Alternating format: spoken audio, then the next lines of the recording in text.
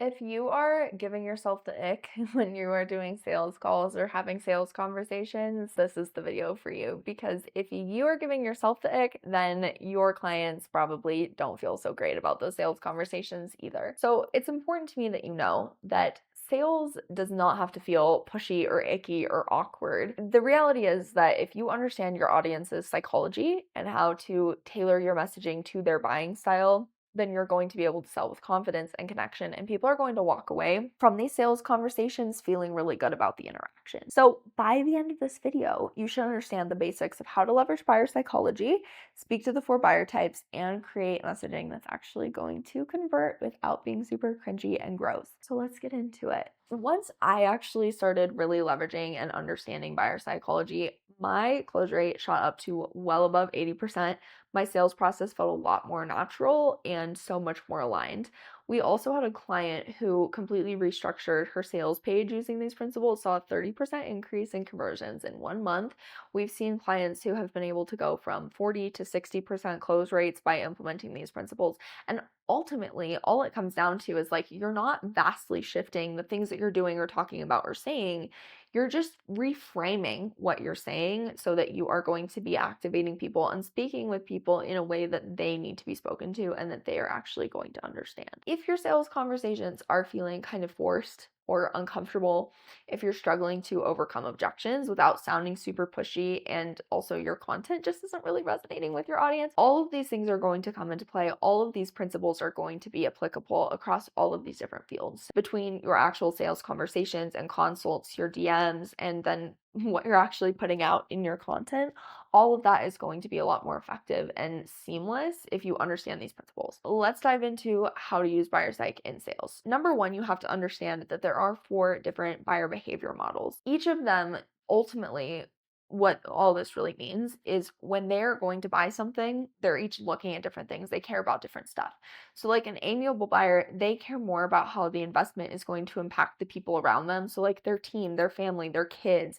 Whereas like a driver buyer, they're really competitive and they want to see that this is going to get them from point A to point B as fast as possible. To you, like it might make the most sense to talk about like going from point A to point B as fast as possible because you're a driver buyer. And so that's why you have to understand these other buyer behaviors and these other like behavioral models, because if you're only speaking to the type that you are, you're missing out on 75% of potential sales that you could be bringing in. Driver buyers, they really focus on efficiency and results.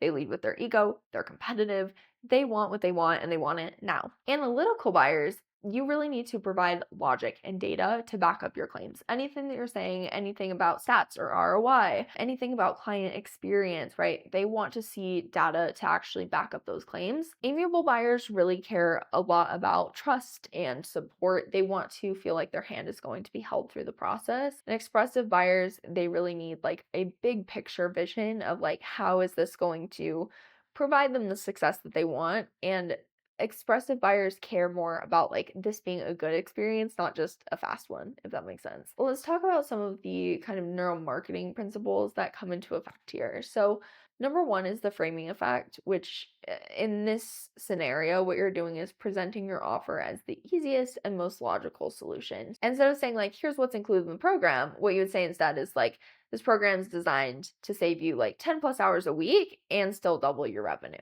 Here's how we do that. You would be saying the same thing. You're still talking about what's included, but you're framing it in a way where they're receiving it based off of what the transformation is going to be, rather than just dropping a bunch of information on them. Number two is reciprocity. So giving value first, such as like a free resource or a strategy, and then giving, building that goodwill.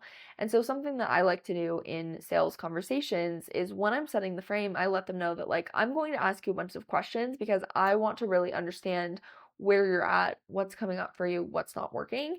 And then at the end, I will give you insight into what I would see for your business and what I think your next step should be moving forward. In setting the frame that way, you've set them up so that they understand that If they give, they're going to receive. And this goes in a variety of different ways, right? People usually talk about this in terms of like lead magnet and whatever, but you can also frame people that like you have to give before you receive. If you do that at the start of your sales call, then you're also going to have that frame be set and you're going to take control of the call rather than them running roughshod over you, asking a bunch of questions, and then you feel like you didn't really get to communicate the value of what your program is.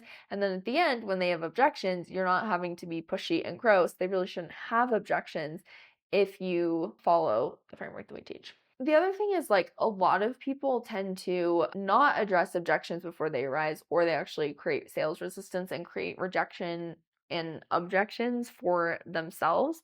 So if you can anticipate your audience's concerns and kind of address them proactively, this is where we kind of tie back into content. Because if you are not handling objections in content, then number one, a lot of people are not even going to book a call with you.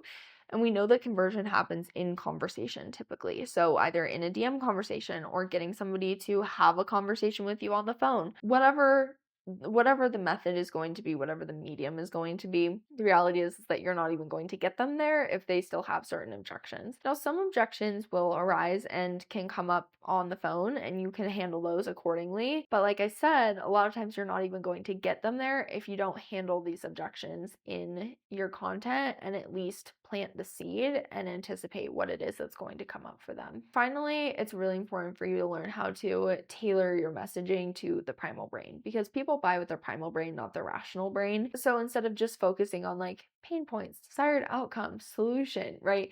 Speak directly to what they're losing by waiting. Speak directly to, the fact that every month they delay, they're leaving like X amount of money on the table.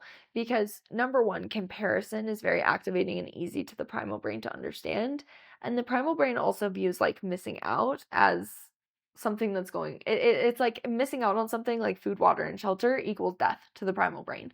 So the primal brain is constantly trying to keep you from missing out on things. So when you can speak directly to what people are missing out by waiting, you can prompt people to take action by tapping into their subconscious in that way. I'm sure that you've probably heard the statement like people buy with emotion and justify with logic. And the thing is that if you speak to both of those things, then they can feel really confident in their decision. And in leveraging, speaking to the different buyer types, you can address their unique motivation, which is going to create instant like resonance and is going to reduce objections. So something that I'd love for you to do is next time you have a sales conversation with somebody, I want you to assess what type of buyer you think you're speaking to, and then tailor that conversation to really hit home to the things that you know that they're going to care about based off of their psychology, and watch your close rate skyrocket. Okay, it's going to be so much easier and so much more seamless and effortless feeling for you.